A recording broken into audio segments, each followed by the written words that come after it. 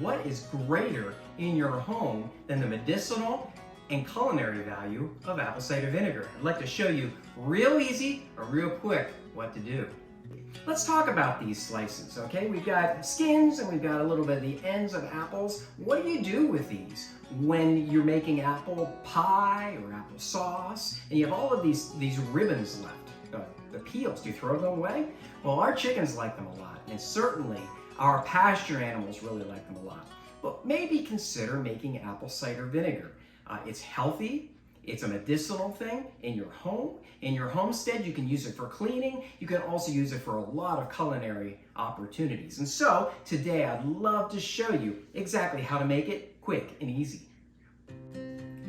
One thing to consider when you're making apple cider vinegar at home is don't use the apple cores. They've got the seeds in them. And experts are saying that the seeds contain small amounts of cyanide. And if that is true, we certainly don't want that in our vinegar. So it's really not necessary to use them or these stems, and so I'm going to set those aside. But you do have some of these ribbons of the washed fruit skin. You've got the ends. You've got a lot of yummy stuff here. How do you turn that into apple cider vinegar? Well, it's simply a chemical reaction. What happens is you ferment the skin and the flesh that's on here in the jar. You bring it through the process of making alcohol, and you bring it to the process of making vinegar. Vinegar is your final product.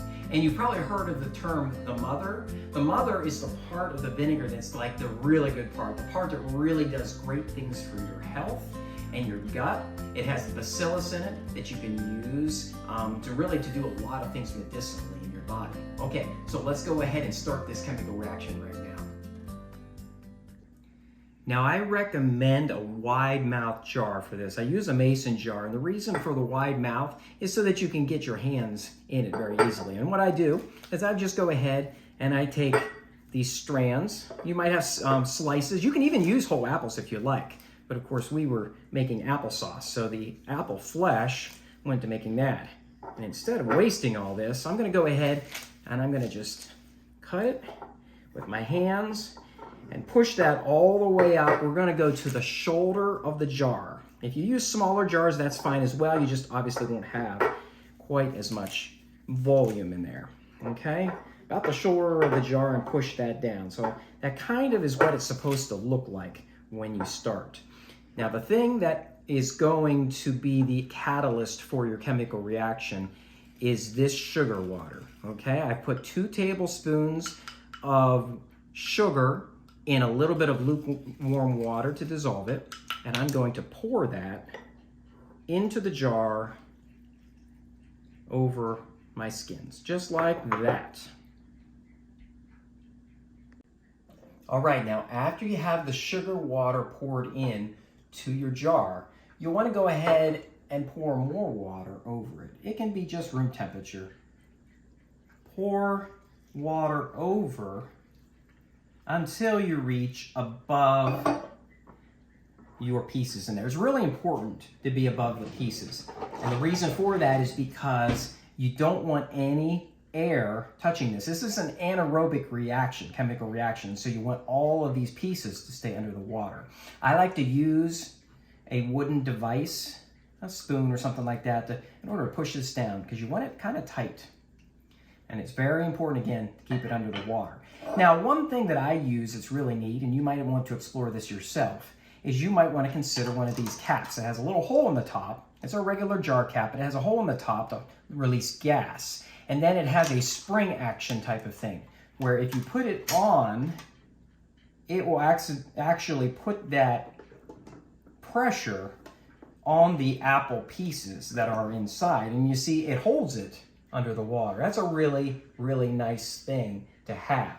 If you don't want to use that process or spend that money, you can always put a couple of rocks, small rocks, in a food safe bag and go ahead and put it on top as well. It's fine if it's a food safe bag. Of course, the rocks have to be clean, but just something to weigh that down and keep that apple piece under the water. It's very important to do that. If you don't have one of these specialized lids, that's okay. Just go ahead and make sure that the water is covering the apple skins, and you can put a tea cloth or some sort of washed, breathable fabric over your jar like that.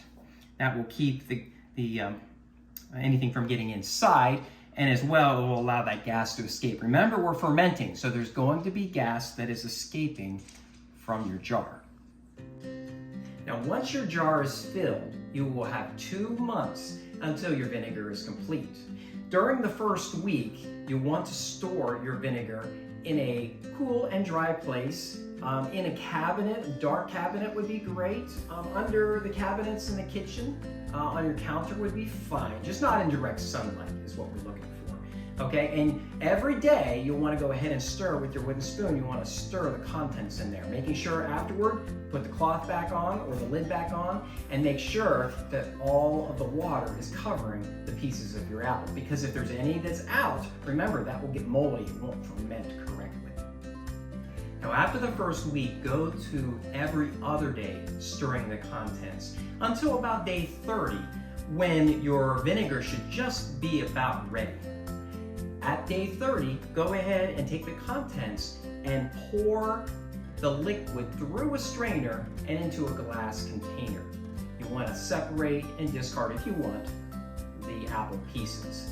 What you have now is vinegar, but you want to go ahead and put it in a container where it will sit then for another 1 month. You can even use the same container you had it originally in. The reason for this is because it will deepen in its vinegar taste, and the mother will form completely, and you'll have definitely a better product as far as the quality medicinally and culinary wise. That's really all you need to do. After 2 months, after that second month of sitting, you have apple cider vinegar, and you can use it for whatever you like.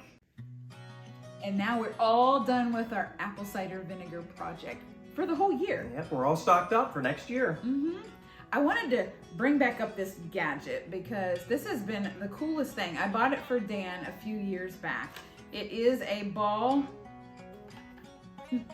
brand, and it has been amazing because he's been able to use it for a lot more things than I even realized. It's actually a fermenting lid, and it has that spring. What you do is you screw that on. It's a standard lid, it's a standard jar lid, and you screw that on with a spring in there, and that spring will push against the product and push that down below the water, which is important anytime you have anything you want to ferment. And I've used it for not just the apple cider vinegar, but you can use it for making sauerkraut. You can make refrigerator cabbage out of it, with it, using it. It's just a great product for anything you want to ferment. Oh, and it has that hole on the top of the lid, which is really important to release that gas out. And there are 2 in a pack, and the link is in the description below. Yeah. So I wanted to show you, as we're ending our video, the difference between the store-bought organic vinegar and the apple cider vinegar that we make. Now, this is last year's, and it's really low, so we're doing this project just in time. But you can tell the difference between the two. This one is more diluted. It's a little lighter in color. It doesn't have the mother in it, which is the part that has the bacteria that promotes healthy gut, right? And then this is obviously a little thicker. It has the mother in it, and it tastes fantastic. I actually use a little capful of this in water every day just to promote gut health, and it's just really tasty. It has that nice appley flavor, where this is a little bit more of that kind of sterile vinegary taste to it. So it's definitely worthwhile. Absolutely. And if you remember from the beginning, Dan used the scraps of the apples that we bought because we were going to make applesauce, but we used the rest to make the vinegar. Yeah, no waste at all. Yeah, try it.